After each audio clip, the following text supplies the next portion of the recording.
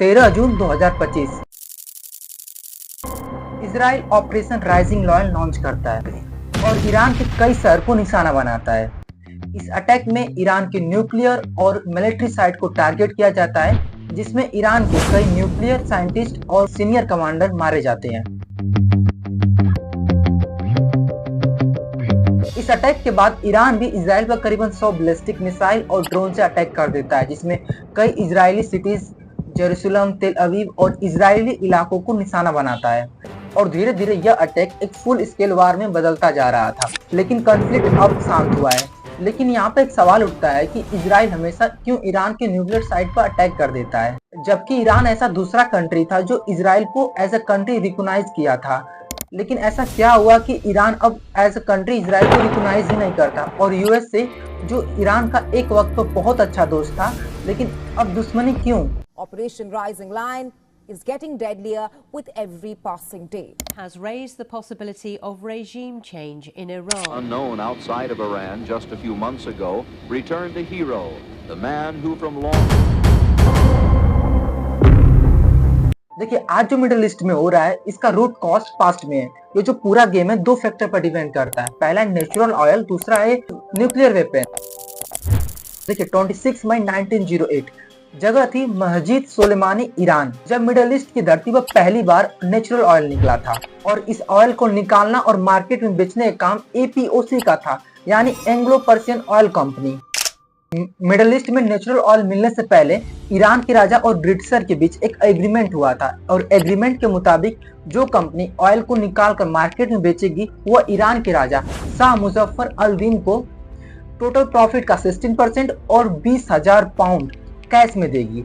और यह एग्रीमेंट 60 सालों का था, और कंपनी एग्रीमेंट को फॉलो भी करती थी।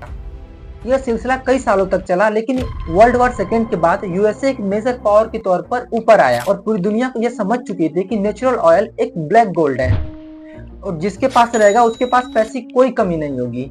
और यह बात ईरान के लोगों को भी समझ में आ गई थी, और ईरान के लोग चाहते थे कि ईरान के नेचुरल रिसोर्सेज पर सिर्फ ईरान का ही आके, ना कि कोई और कंट्री आए और एक्सट्रैक्ट कर बाहर बेचे। लेकिन यूएसए चाहता था कि ईरान के नेचुरल रिसोर्सेज पर ब्रिटिशर के अलावा यूएस कंपनी भी आए और ट्रेड करें, लेकिन ऐसा कुछ नहीं होता है। और 1951 में उस वक्त के ईरान के prime minister Mohammad Mossadegh Iran के ऑयल इंडस्ट्री को नेशनलाइज कर देते हैं और एपीओसी को बाहर कर देते हैं।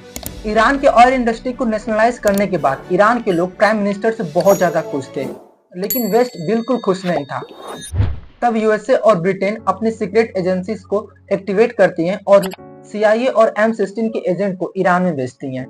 यह लोग प्राइम मिनिस्टर मोसादेक को हटाकर वहां पर एक पपेट को राजा बना देते हैं, यानी ईरान में डेमोक्रेसी से मोनार्की ला देते हैं। इसके बाद यूएसए और ब्रिटेन अपने मन मुताबिक ईरान की राजा से एग्रीमेंट करते हैं, और 40% ब्रिटिश पेट्रोलियम और 40% यूएस कंपनी ईरान के ऑयल इंडस्ट्री का प्रॉफिट शेयर कर लेती हैं, और 20% ईरान को मिलता है। और यह सिलसिला 1953 से 1979 तक चला, और इतने सालों के बीच ईरान के लोग अपने राजा से नफरत करने लगते हैं और यूएसए को मन ही मन अपना दुश्मन मान लेते हैं। लेकिन ऑयल बेचकर यूएसए और ब्रिटेन को बहुत ज्यादा फायदा हो रहा था। तब साल आता है 1979, और ईरान में ईरानियन रेवोल्यूशन स्टार्ट हो जाता है। And his empress left shortly before midday. The people cried, the Shah, man who from long distance had led the revolution to...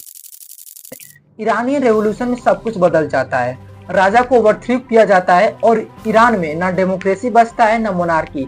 Iran बनता है इस्लामिक रिपब्लिक ऑफ ईरान, जिसमें head of state supreme leader को बनाया जाता है। और इस Islamic revolution को लीड कर रहे थे अयतुल्ला खुमैनी, जिन्हें आगे जाकर हेड ऑफ स्टेट बनाया जाता है।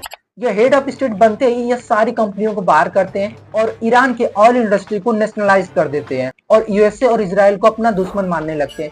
इजराइल को इसलिए क्योंकि ईरान और इजराइल का आइडियोलॉजी बहुत डिफरेंट है। ईरान फिलिस्तीन को सपोर्ट करता है और इजराइल फिलिस्तीन को एलिमिनेट करना चाहता है।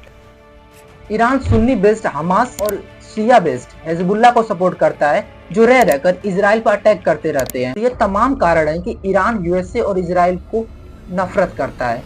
यहाँ से ईरान को समझ में आ गया था कि अगर ईरान को यूएसए और इजराइल से लड़ना है तो ईरान को न्यूक्लियर वेपन डेवलप करना पड़ेगा, क्योंकि जब तक मिडिल ईस्ट में इजराइल के पास न्यूक्लियर वेपन रहेगा तब तक यूएसए मिडिल ईस्ट में डोमिनेट करेगा। और आप नोटिस किए होंगे किसी भी दो न्यूक्लियर पावर कंट्री को आपस में लड़ने नहीं दिया जाता है और इसीलिए ईरान चाहता है कि मेरे पास भी न्यूक्लियर वेपन आ जाए ताकि मिडिल ईस्ट में पावर बैलेंस हो सके। और इजराइल को भी पता है कि ईरान के पास नेचुरल ऑयल और नेचुरल गैस की कोई कमी नहीं है। इसको बेचकर ईरान बहुत पैसा पा सकता है और आगे जाकर यह न्यूक्लियर वेपन डेवलप कर सकता है और इसीलिए इजराइल और यूएसए मिलकर ईरान के न्यूक्लियर प्रोग्राम को पीछे कर देते हैं।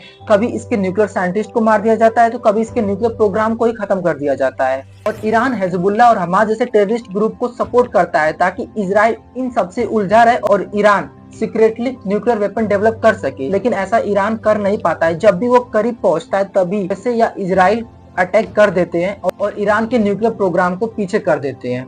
बाकी आपका क्या राय है कमेंट करके जरूर बताइएगा।